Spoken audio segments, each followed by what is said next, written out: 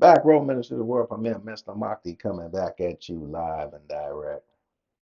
So don't know if this is gonna work, but definitely wanted to do a piece on the affirmative action rule that took place a couple of months ago, discussing affirmative action and its effect on colleges and universities in America. And I just want to get some feedback commentary on one of the videos that I saw and just give you my take on what I feel about it and how it doesn't make a goddamn difference. And we're going to break that down. Let's see if this works. News out of the U.S. Supreme Court this morning. Affirmative action in our nation's colleges and universities is no more. This comes after cases involving admissions at Harvard and the University of North Carolina. In a 6-3 ruling, Supreme Court deciding that race cannot be used as a way to diversify a university. NBC 15's Karis Harmon joins us now. And Karis, the court saying today that the affirmative action programs violate the 14th Amendment, which is that all U.S. citizens are equal under the protection of the law. When Robert Clopton, the president of the Mobile chapter of the NAACP, says America is a melting pot of different races, ethnicities, and cultures. Tonight, he's disappointed with the court's ruling.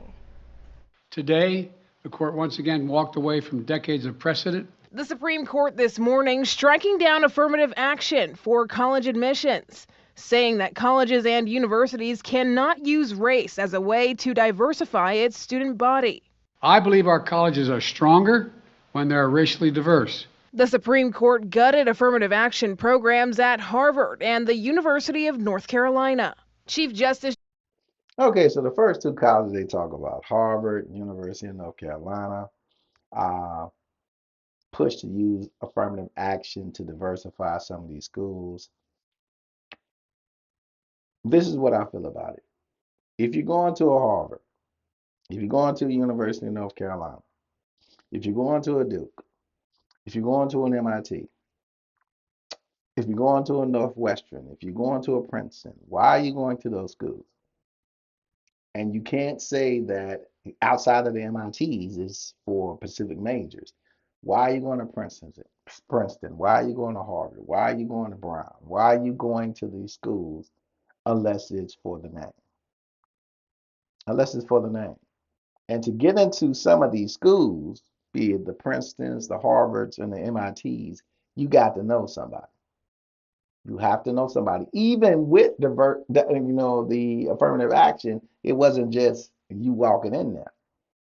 Yeah, they're gonna use it to diversify as a checkbox of how they got you in.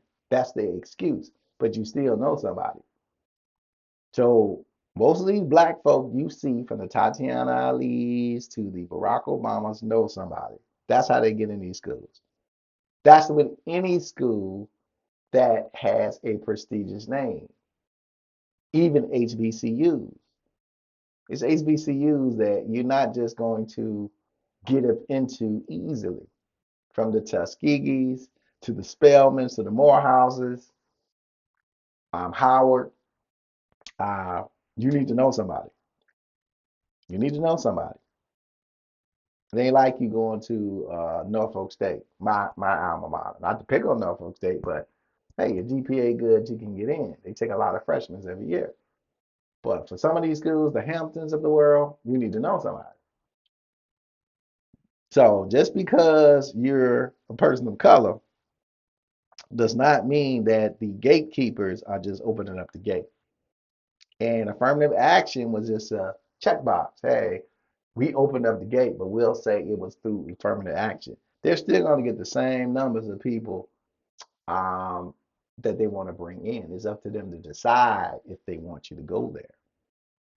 John Roberts wrote that the existing systems, quote, lack sufficiently focused and measurable objectives warranting race, unavoidably employ race in a negative manner, involve racial stereotyping, and lack meaningful endpoints. Affirmative action came about in the 60s, right after the civil rights movement.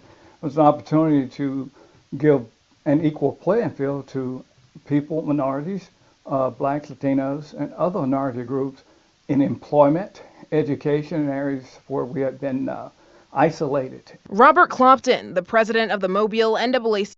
Now, that statement right there. Affirmative action was created for people of color. Let's be honest. Black folk, black Americans. That's why the affirmative action was our movement was created because of a lot of unfair practices in a lot of southern cities and a lot of northern cities to open up more opportunities. HBCU's been around for a long damn time.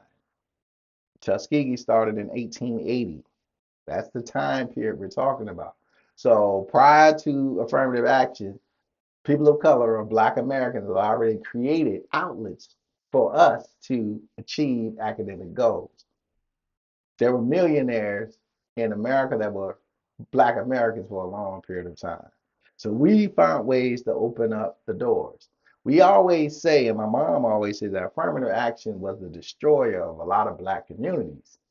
Integration was the destroyer of a lot of black communities. And it destroyed the HBCUs over time.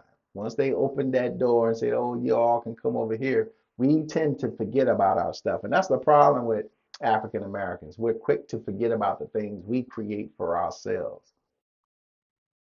We are quick to do this. Catholic Church created Notre Dame. They don't forget about Notre Dame, but we always forget about our stuff because we want to affirm this action so bad. So this mentality of I just have to go there. Why? When you got Tuskegee, when you got Howard, when you got the Morehouses of the world, when you got the Spelmans of the world, when you have your prestigious universities, you ain't got to go to Harvard. You ain't got to go to Yale. You ain't got to go to Princeton.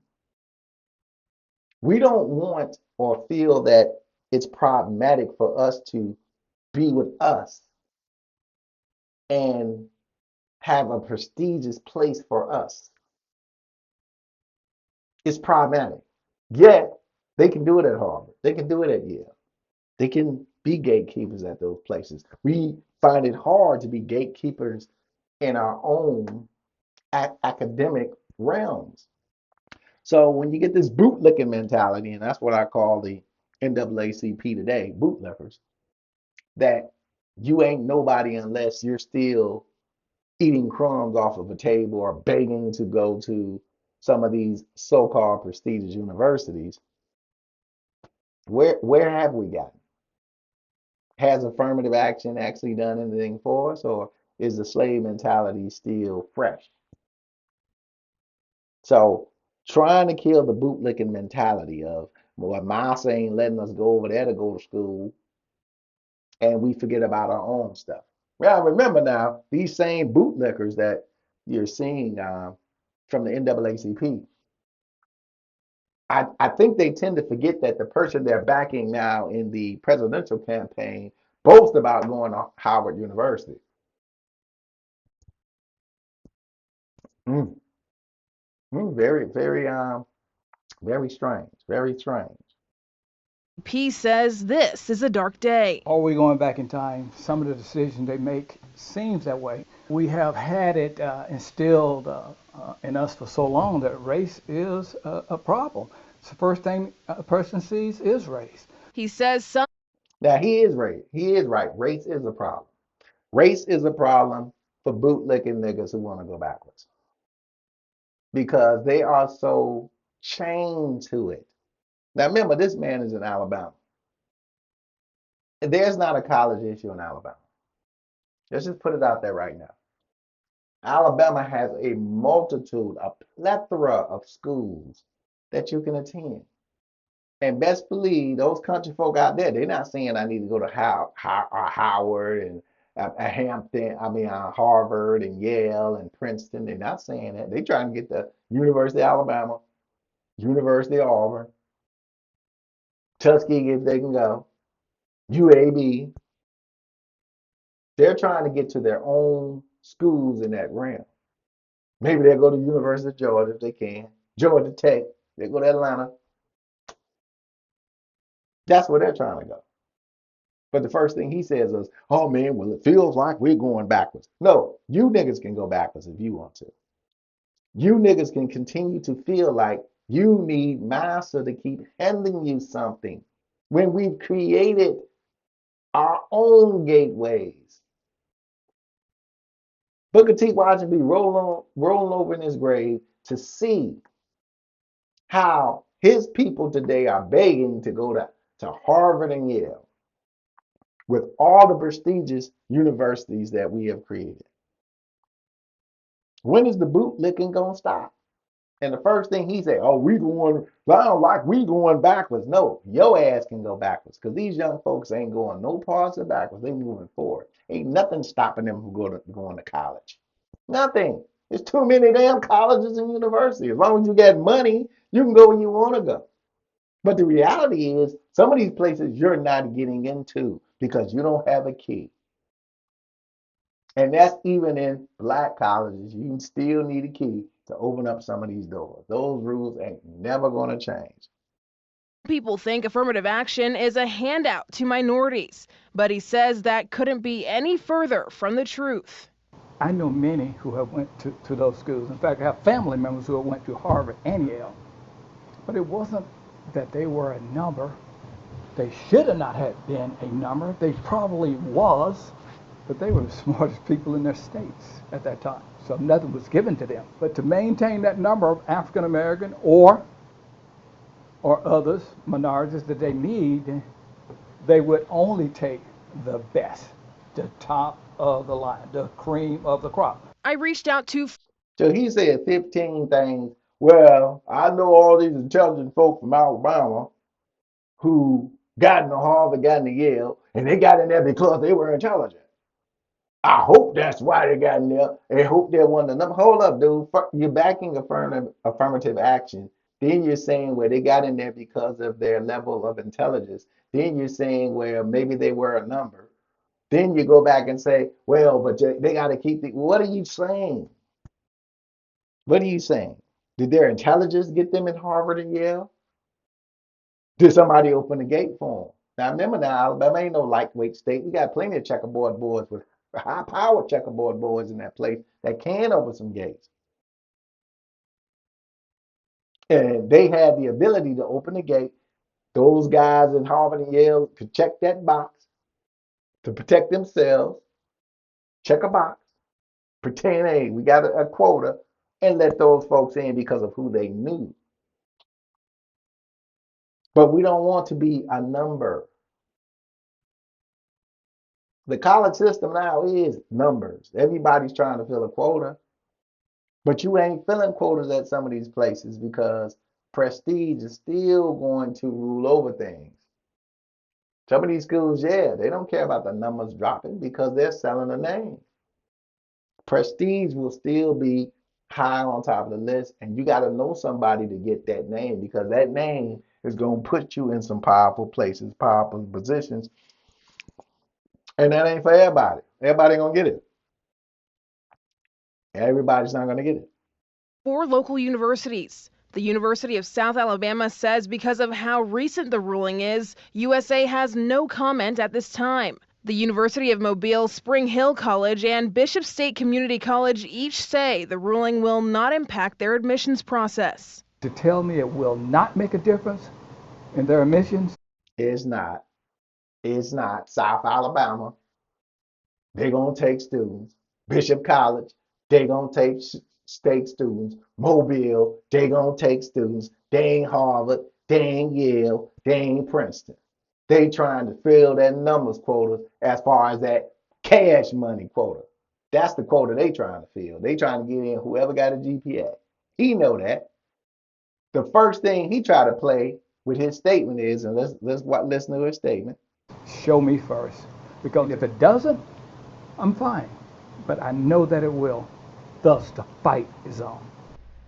Okay. And there's the nigga move. He goes back to Coochie Kinteism. South Alabama University gonna block people from coming in when they need money. Bishop is gonna block people from coming in because they need money. Next he'll be saying Talladega College is gonna block people when they need money.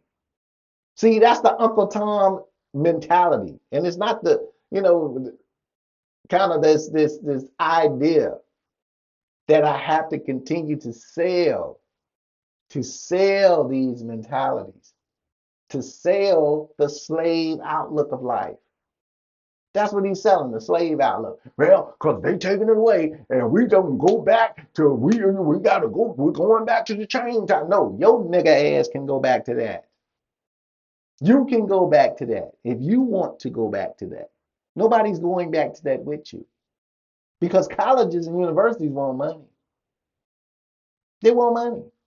They'll take whoever can pay. And there's plenty of them to go around. Shit, you ain't even got to leave your house. They got them online. So what is this nigga talking about? And this is what I'm talking about, these NAACPs and these organizations are finished. They have no more vision. They're blind to the fact, and they are just straight sellers of slavery. Martin Luther King said, we shall overcome. These niggas ain't overcame yet. Because the minute something takes place, they act like time is not moving forward.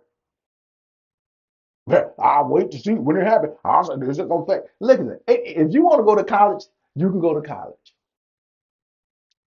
If you want to go to college, you can go to college. Now, if you get this idea, well, I can go to Harvard and Yale, you want some other shit. And if you don't know anybody, you can't open that door. That's the way it goes. That's the way it goes. So when you see these type of stories, and you see these guys, these bootleggers, begging and clawing for things that aren't even realistic. He's happy that his people got to be a number just so they can say, oh, they were the smartest person in the room. So why didn't they go to Tuskegee? What's the difference between at that time going to Tuskegee and going to Harvard? What was the difference? The same doors would have got open. The same checkerboard boards was in both places. They could open the same doors.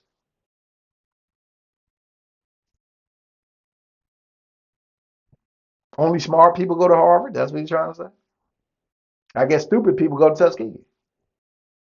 Think about what we're saying, man. Like I say, and this is a brother in Mobile, Alabama. Tuskegee been around since 1880. 1880.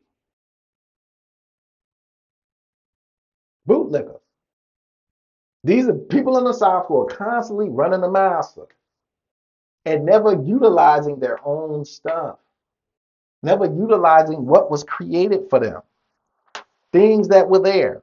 Then they get mad at outsiders for coming and utilizing it. They do it all the time. Mr. Moxie Back Road Ministry. If you want to go to school, you can go to school. But the reality is, some of these schools, be it HBCU, be it private universities, you're not going to get in unless you know somebody. That's the reality. Peace and happiness.